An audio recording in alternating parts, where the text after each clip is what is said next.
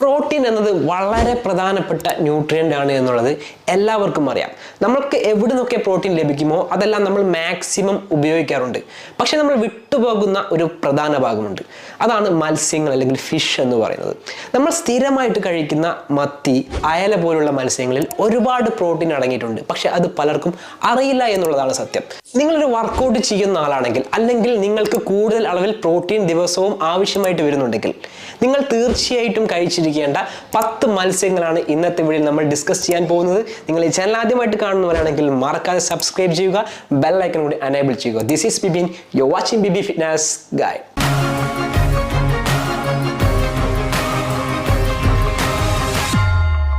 Number 1, tuna, അതായത് ചൂര എന്ന് പറയുന്ന മത്സ്യം. ഇത് ഒരുവിധം എല്ലാ സ്ഥലങ്ങളിലും നമുക്ക് ലഭിക്കുന്ന ഒരു മീൻ തന്നെയാണ്.